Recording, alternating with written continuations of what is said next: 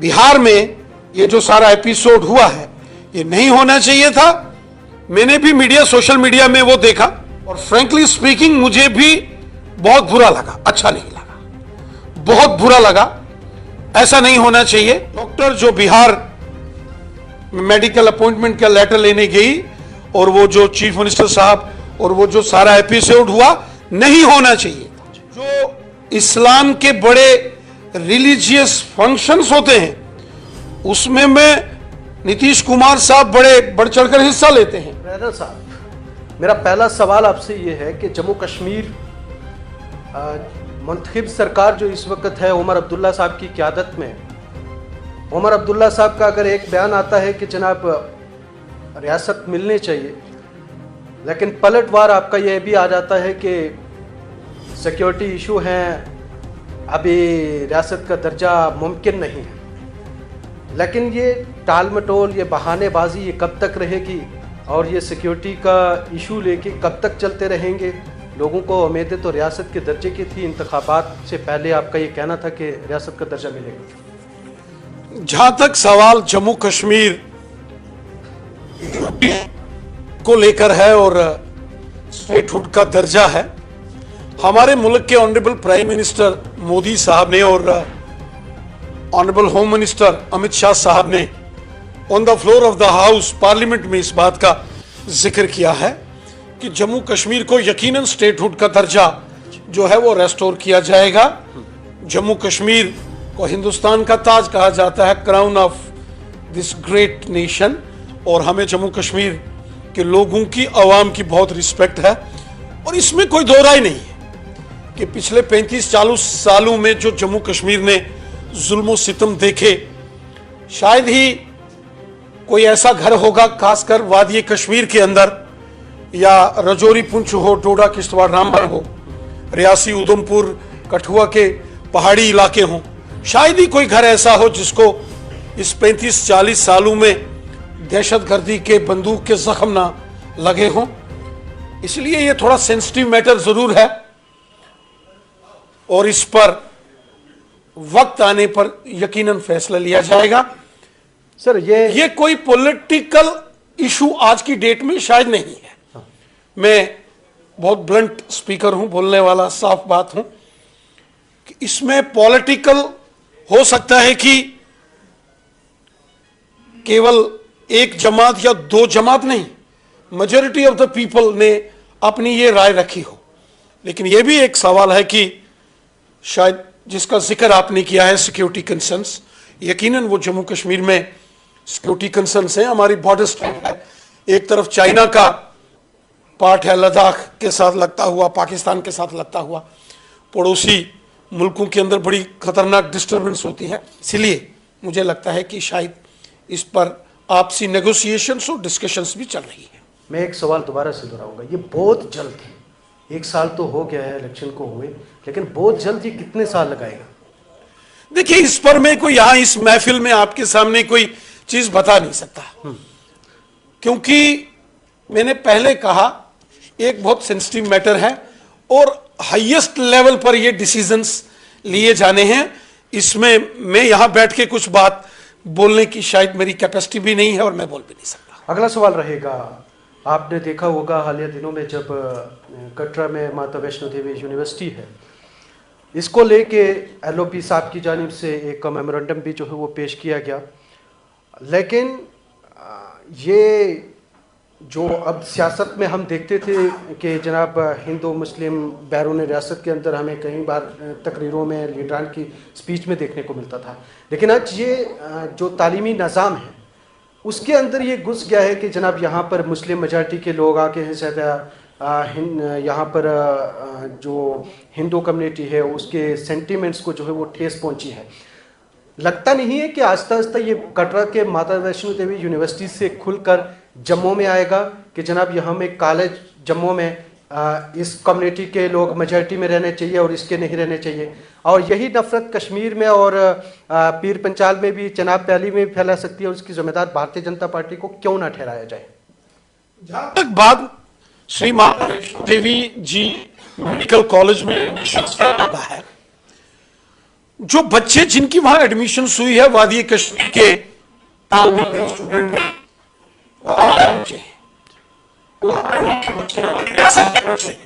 बच्चों से किसी को कोई प्रॉब्लम नहीं है। जम्मू के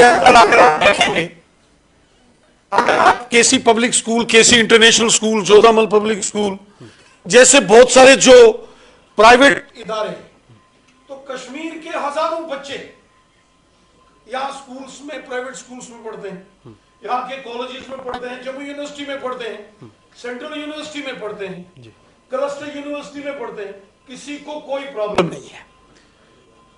कश्मीर के बच्चे भी हमारे बच्चे हैं, वो बेटियां भी हमारी बेटियां हैं, हमें उनकी बराबर इज्जत है। जो प्रोटेस्ट हुआ वो श्राइन बोर्ड के खिलाफ हुआ है, क्योंकि श्राइन बोर्ड ने, यानी कि लेफ्टिनेंट गवर्नर के खिलाफ हुआ। श्राइन बोर्ड ने उस वक्त जब इस यूनिवर्सिटी को एस्टैब्लिश किया गया था, उस वक्त जो बिल पेश किया गया तो उसमें कुछ क्लास रख सकते थे।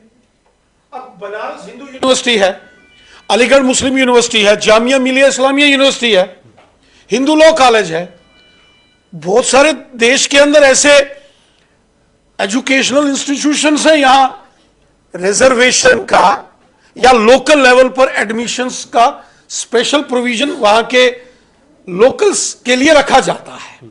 तो शायद उस वक्त अगर जब ये यूनिवर्सिटी को एस्टैब्लिश करने का बिल असेंबली में लाया गया, उस वक्त श्राइन बोर्ड को इस पर तवज्जो देनी चाहिए थी। प्रोटेस्ट बच्चों के खिलाफ नहीं है। मैं आज कहता हूं, आज भी जम्मू के अंदर हजारों कश्मीर के बच्चे, कश्मीर के छोटे छोटे तालिब इल्म यहां प्राइमरी एजुकेशन से लेकर यूनिवर्सिटी तक पढ़ते हैं, और वो हमें उन बच्चों पर फख्र है, हम उनकी केयर करते हैं।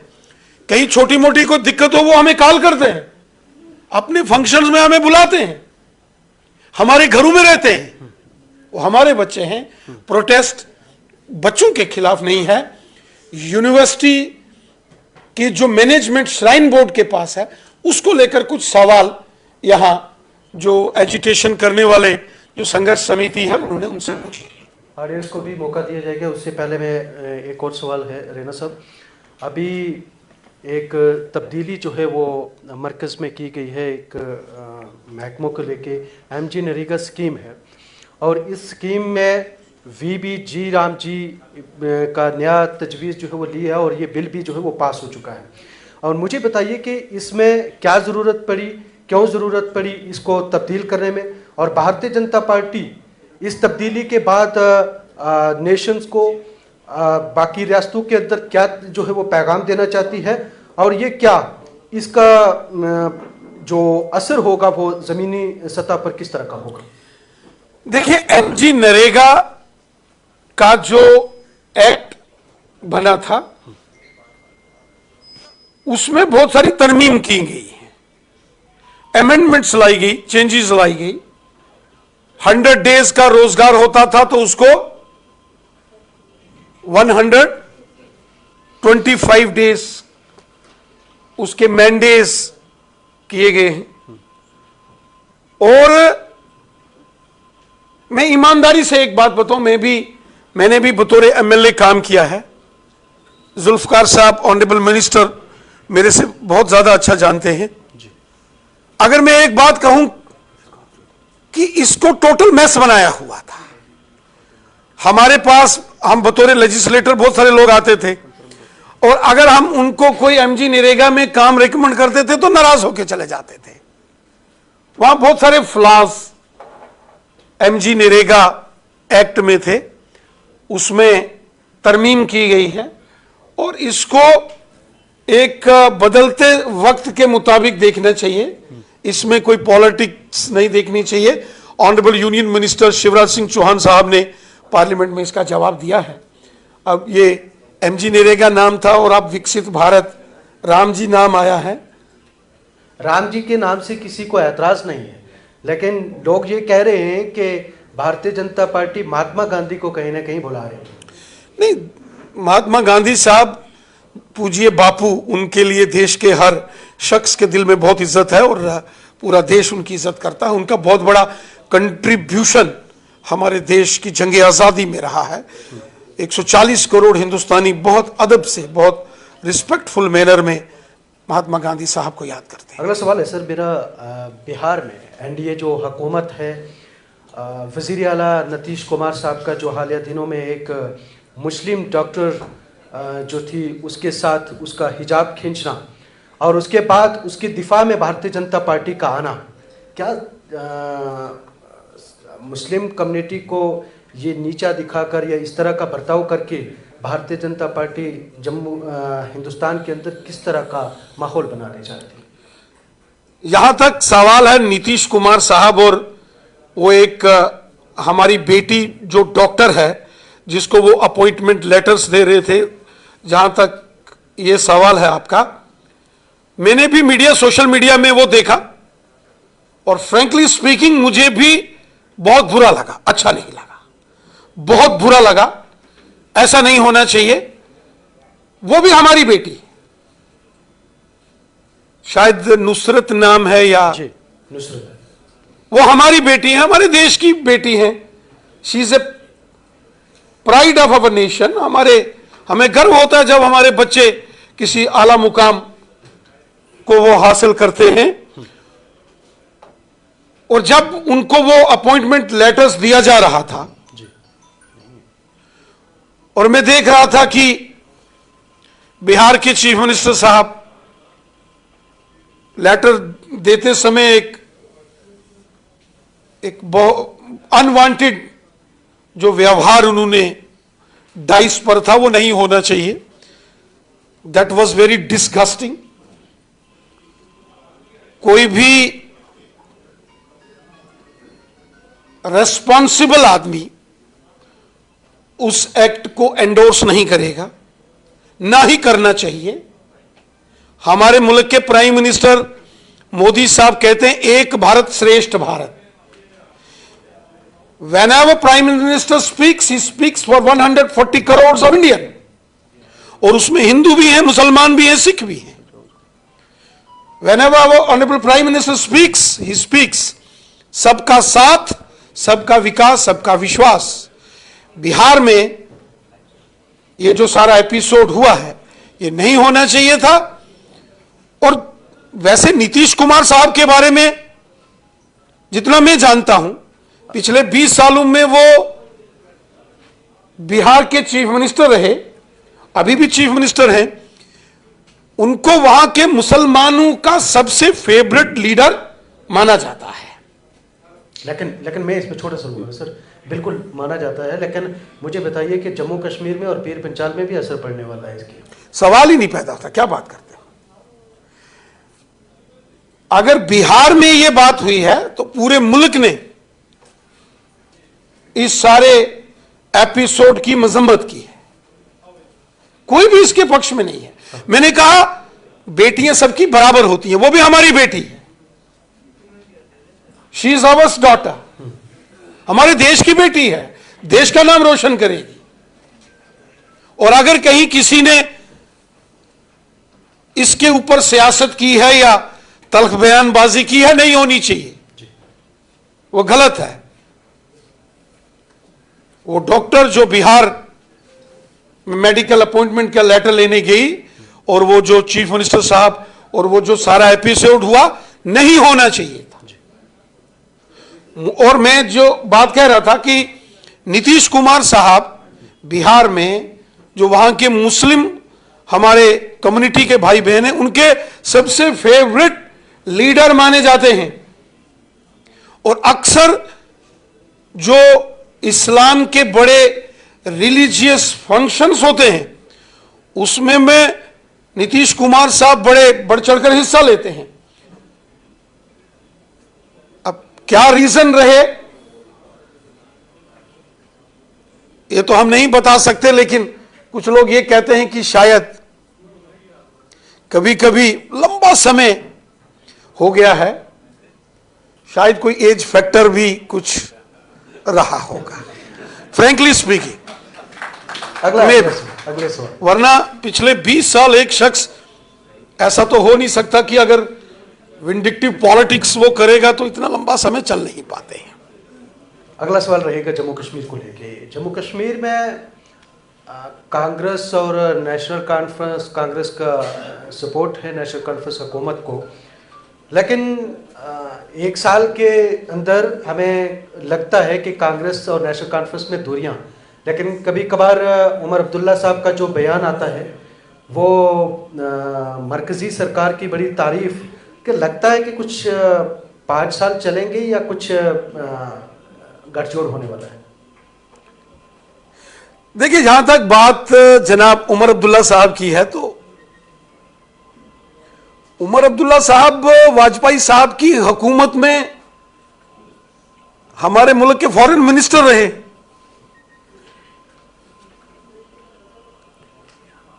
इज्जत तो होनी चाहिए, उसमें कोई बुराई की बात नहीं। यहां तक बात हुकूमत की 5 साल चलने की या न चलने की है, यह तो हुक्मरानों को पता होगा।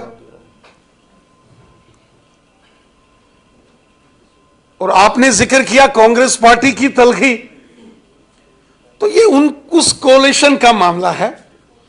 मेरे काबिल दोस्त जो कांग्रेस के यहां बैठे हैं, मैं इस पर बहुत ज्यादा तनकीद नहीं करूंगा, ये उनका अपना मामला है कोalition का।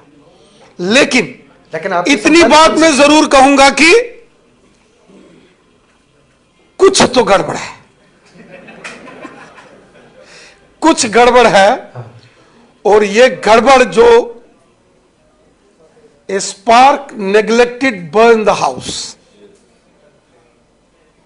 कुछ तो है जो धुआं उठ रहा है। और बीजेपी, चूंकि हम अपोजिशन में हैं, प्रिंसिपल अपोजिशन पार्टी है हमारी, हम तो सरकार को जगाने का काम करेंगे। जहां सरकार गलत करेगी जगाएंगे, यहां अच्छा काम करेगी सरकार की सपोर्ट भी करेंगे। सर, आपका पीर पंचाल से जो है वो तल्लक है, और जो पहले एक डिलिमिटेशन प्रोसेस जो है वो शुरू हुआ था, और लोगों को उम्मीदें थी कि पीर पंचाल एक अलग से पार्लिमानी नशिस्त जो है वो बनेगी, लेकिन उसमें वो रिजल्ट तो लोगों के सामने है। 2026 का डिलिमिटेशन होने जा रहा है, आपका रोल क्या लगता है? और क्या अनंतनाग से अब अलग करके पीर पंचाल को सेपरेट वहां पर पार्लिमानी नशिस्त देना चाहिए? देखिए, जहां तक डिलिमिटेशन का सवाल है, तो जम्मू कश्मीर में चूंकि जो 2 साल पहले डिलिमिटेशन हुआ था, उसमें टोटल असेंबली की 90 सीट्स बनी। मैं उस वक्त डिलिमिटेशन कमीशन की चेयरपर्सन जस्टिस रंजना देसाई साहिबा से हम मिले थे, और उस वक्त भी हमने ये सवाल रखा था, चौधरी जुल्फकार साहब भी थे। लेकिन शायद उन्होंने 5 पार्लियामेंट सीट्स को डिवाइडेड बाय 90 सीट्स, और हर एक पार्लियामेंट सीट को 18 असेंबली सेगमेंट्स सबके कोटे में आई थी। ये उन्होंने शायद क्राइटेरिया रखा था। अब चूंकि 2026 में फिर से पूरे देश में सेंसस होगा, और सेंसस के बाद डिलिमिटेशन असेंबली सेगमेंट्स की भी होगी और पार्लियामेंट सीट्स की भी यकीनन जो है वो डिलिमिटेशन होगी। और जिसका जिक्र आपने किया है पीर पंचाल क्षेत्र का, अगर उस क्राइटेरिया को देखोगे जो डिलिमिटेशन में होता है, connectivity, accessibility, health infrastructure, school infrastructure, electrification, availability of drinking water, ऐसे बहुत सारे उसके पैमाने होते हैं। वो जोर जबरदस्ती से वो आप उसमें एरिया को जोड़ना और तोड़ना, वो जबरदस्ती से डिलिमिटेशन में नहीं हो सकता है। जैसे इससे पहले अगर जोर जबरदस्ती में डिलिमिटेशन का मामला होता, मेरी नंबर सबमिशन है स्पीकर साहब से, आपका सिर्फ 3 या 4 मिनट आप और मजीद वक्त दें। मैं डिलिमिटेशन कमीशन की बात कर रहा था। अगर जोर जबरदस्ती डिलिमिटेशन कमीशन में चीजों का एडिशन अल्टरेशन होता तो शायद मेरी कॉन्स्टिट्यूंसी में नौशहरा सुंदरवानी अलग नहीं होता। मेरा एक सवाल है सर, आप साबिक सदर जो है वो जम्मू कश्मीर के भारतीय जनता पार्टी के रहे हैं, लेकिन आज भी जो सरगर्मियां देखते हैं, आप कभी चिनाब वैली के अंदर देखें, कश्मीर वैली के अंदर देखें, पीर पंचाल के अंदर देखें, सांबा जम्मू के अंदर देखें, तो लगता है कि सदर अब भी आप ही हैं। तो क्या कुछ, क्योंकि अभी नेशनल एग्जीक्यूटिव के आपके मेंबर भी हैं भारतीय जनता पार्टी की, तो इसका राज क्या है? और फैन फॉलोइंग जो आपके साथ और बिलखुसूस मुस्लिम तबका आपको बड़ा चाहता है, इसका राज क्या है? देखिए, मैं बड़े खुले दिल का शख्स हूं और मैं बड़ी ईमानदारी से काम करता हूं, जो बोलता हूं वही करता हूं। और जम्मू कश्मीर और लद्दाख लगभग 7 साल पार्टी प्रेसिडेंट के तौर पर मैंने काम किया है, और इसी दौरान 7 इलेक्शंस, जिसमें 2 पार्लियामेंट के इलेक्शंस हुए, एक लास्ट में असेंबली इलेक्शंस हुआ, डीडीसी बीडीसीज, लद्दाख की लेह हिल डेवलपमेंट काउंसिल के इलेक्शन हुए, म्युनिसिपल अर्बन लोकल बॉडीज के इलेक्शंस हुए, पंचायतों के इलेक्शंस हुए। 7 इलेक्शंस मेरे बीजेपी पार्टी प्रेसिडेंट के दौरान हुए, और 7 के 7 इलेक्शंस में भारतीय जनता पार्टी ने शानदार जीत हासिल की। मैं जब पार्टी प्रेसिडेंट था तो 18 लाख बीजेपी की मेंबरशिप हुई थी, जिसमें 5 लाख के करीब करीब मेंबरशिप जिसमें वादी कश्मीर की थी, और बहुत बड़ा फिगर होता है ये। और लद्दाख के अंदर हमने काम किया, लोगों ने बहुत सपोर्ट किया, और मैं 24 घंटे आवाम के लिए अवेलेबल रहता हूं। कोई घर में आए, आपके कनक्लेव में आ रहा था तो घर के बाहर माहौर चसाना के लोग आए हुए थे, उनके कोई मसाइल थे, उनसे वो डिस्कस किया। वादी कश्मीर के लोग जिन्होंने पिछले 35-40 सालों में बड़ी तकलीफें परेशानियां देखी, मैंने बड़े नजदीक से उन लोगों की तकलीफें देखी हैं, समझी हैं।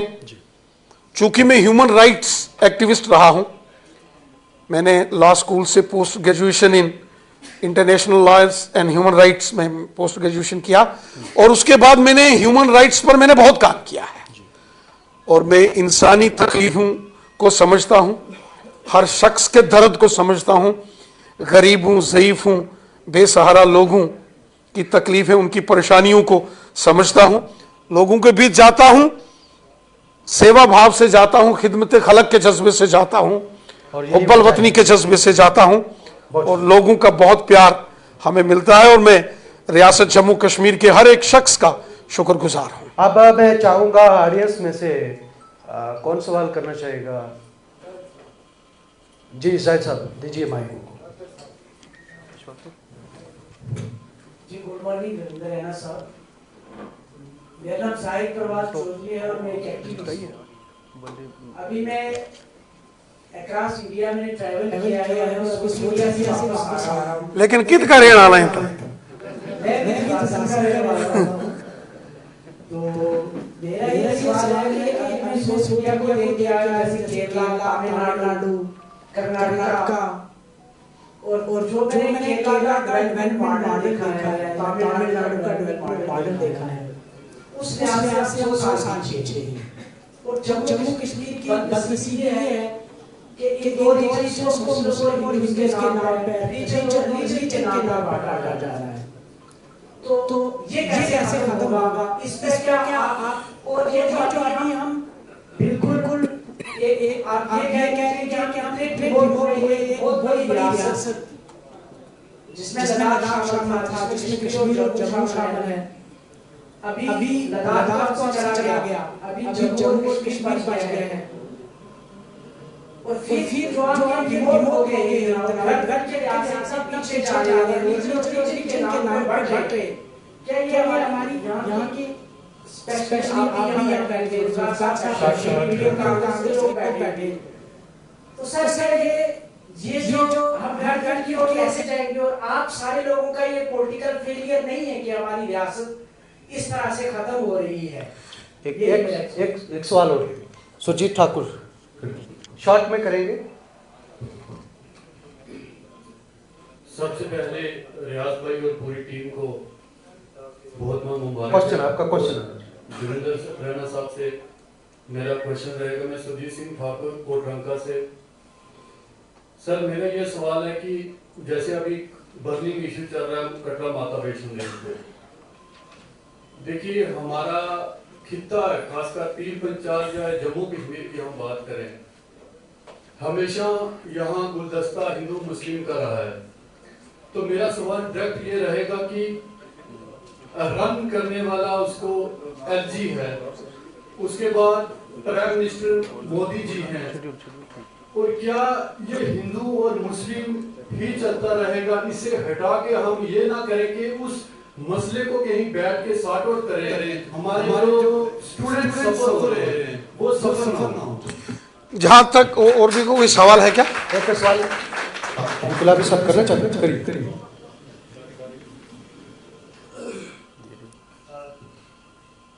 सर मेरा आपसे माइक पास में सवाल है, और मैं ये जानना चाहता हूँ सर कि इस वक्त हमारे मुल्क में जिस तरीके से एक बहुत ही जबरदस्त तरीके से नफरत का जो माहौल है वो बनाया जा रहा है, जिसमें बहुत सारी जैसे हिजाब का मामला हुआ, मॉब लिंचिंग्स होती हैं कहीं बीफ के नाम पे कहीं कुछ, और बिलखुसूस मैं कहूँगा कि पूरे मुल्क में सबसे ज्यादा अगर किसी के खिलाफ नफरत का माहौल बनाया जा रहा है तो वो मुस्लिम कम्युनिटी है, और ज्यादातर उसका जो एलिगेशन भारतीय जनता पार्टी के लीडर्स पे। अभी आपने एक जवाब दिया कि जो नीतीश कुमार साहब ने किया वो गलत था, लेकिन आप ही की पार्टी के यूनियन मिनिस्टर हैं गिरिराज सिंह जी, वो मीडिया को बयान देते हैं, वो ये कहते हैं कि उन्होंने जो किया सही किया, और हमने मैक्सिमम इस मामले को लेकर भारतीय जनता पार्टी के लीडर्स को बोलते सुना है, और उन्होंने उसको जो भी उन्होंने वहां पे किया उन्होंने कहा कि उन्होंने बिल्कुल दुरुस्त फरमाया। तो क्यों ना इन तमाम लोगों को आप ये बताएं कि आप भी रहमान साहब के लक्ष्य कदम पे चलें, आप इस मुल्क को तकसीम करने की कोशिश कर रहे हैं। ये जो श्राइन बोर्ड का मामला हुआ है, जैसे कि आपने भी कहा है कि श्राइन बोर्ड में बैठे लोगों की गलती, तो दैट मींस आप ये चाहते हैं कि रिलीजियस बेस पे जो है वो यूनिवर्सिटी में एजुकेशनल इंस्टीट्यूशन में एडमिशन होनी चाहिए, ऐसा नहीं होना चाहिए कि मेरिट बेस पे चाहिए हो जाए। और दूसरा ये आपका कश्मीर और जम्मू कश्मीर वर्सेस जम्मू हम कब जैसे अभी किश्तवाड़ का मामला हुआ, वहां पर कश्मीरी जो काम कर रहे हैं ये कहा कि कश्मीर से आके यहाँ दहशतगर्दी फैलाते हैं। तो इस किस्म का माहौल खत्म करने के लिए जैसे कर्नाटका में कानून पास किया गया, हेट स्पीचेस किया गया, तो इस तरीके के कानून क्या जम्मू कश्मीर में भी नहीं होने चाहिए कि जो इस किस्म के नफरत फैलाते हैं, वो चाहे हिंदू हो चाहे मुसलमान, उसके खिलाफ। Thank you sir. चूंकि इनकलाबी साहब का और ठाकुर साहब का सवाल लगभग मिलता है, फिर मैं चौधरी साहब की बात का जवाब देता हूं।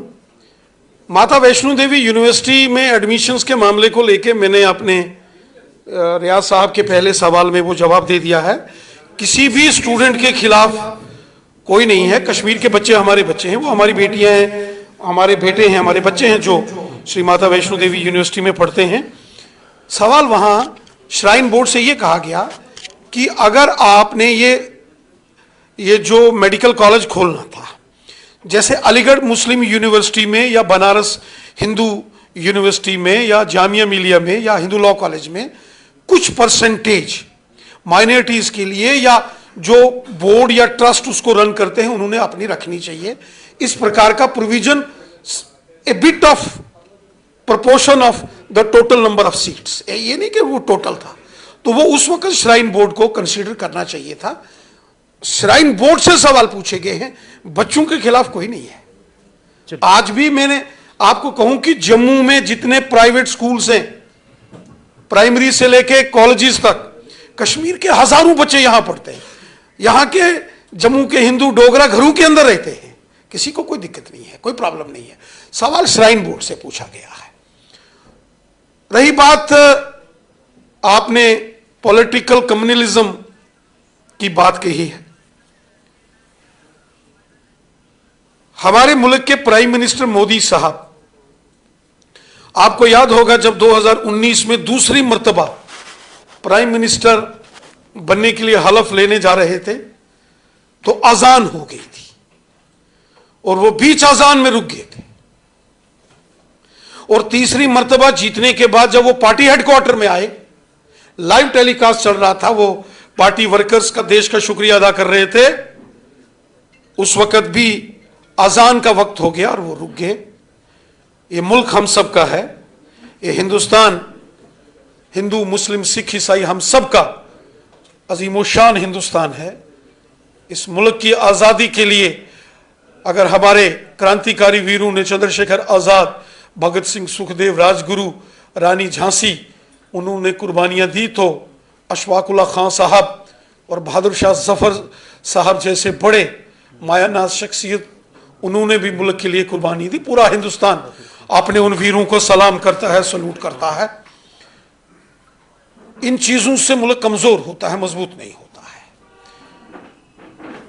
और अल्लामा इकबाल ने जो कहा था कि सारे जहां से अच्छा हिंदुस्तान हमारा, मजहब नहीं सिखाता आपस में बैर रखना, हिंदी है हम वतन है हिंदुस्तान हमारा। इस मिशन को लेकर हम सबको काम करना चाहिए और हम पॉलिटिकल क्लास के लोगों की ये ज्यादा रिस्पॉन्सिबिलिटी है। ये पॉलिटिकल क्लास, हम मेरे बहुत सारे काबिल दोस्त यहां साथी बैठे हैं, इन इश्यूज को डिस्कशन में लाते समय बहुत संजीदगी और जिम्मेवारी का एहसास हम सबको रहना चाहिए। ये हमें याद रखना चाहिए हमेशा। चौधरी साहब ने डेवलपमेंट की बात की और यह कहा कि जम्मू और कश्मीर की दूरियां बढ़ रही हैं। फिर मैं कहूंगा कि अगर चौधरी साहब एक सोशल एक्टिविस्ट के नाते इन चीजों को ऑब्जर्व कर रहे हैं, तो ये जो पॉलिटिकल क्लास है जम्मू कश्मीर की, इनको इन सारे इश्यूज को संजीदगी के साथ लेना चाहिए। ये दूरियां ठीक नहीं हैं। जम्मू भी हमारा है, कश्मीर भी हमारा है। जब हम बोलते हैं तो कहते हैं जम्मू कश्मीर हिंदुस्तान का ताज है, उसमें जम्मू भी है, कश्मीर भी है। जम्मू के लोग भी हमारे हैं, कश्मीरी भी हमारे हैं। अक्सर मैं वादी कश्मीर के दूर दराज के एरिया में, डिफिकल्ट एरियाज में जाता हूं और जब वहां तिरंगा रैलीज देखता हूं या किसी जवान को 15 अगस्त के जश्न में झूमता देखता हूं, तो मुझे उस नौजवान में अपना हिंदुस्तान, चाहे वो करना है या गुरेज है, वहां नजर आता है। हिंदुस्तान हम सबका है और हम सबको बड़ी संजीदगी के साथ अपने फराइज को अंजाम देना चाहिए। और ये डिवाइसिव पॉलिटिक्स, ये नफरत की राजनीति, ये ठीक नहीं है। बहुत शुक्रिया। थैंक यू, बहुत बहुत शुक्रिया इसके बाद थैंक यू वेरी मच। मैं रिक्वेस्ट करना चाहूंगा रविंद्र राणा जी से, व्यास साहब से, स्टेज पर ही रहें। Now I would like to invite on the stage mister Usman Chaudhary and Maulana Mohammad Yunus to present the memento to our guest. Welcome mister Usman Chaudhary and Maulana Mohammad Yunus. आइए ना, यूनुस साहब आगे आइए। और जनाब आगे आओ, इधर से आ जाइए।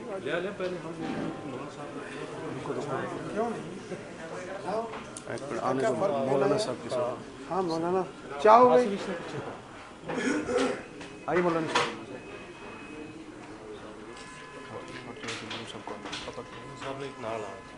चलो, क्या हाल है? ये कश्मीर से। अच्छा, चलो।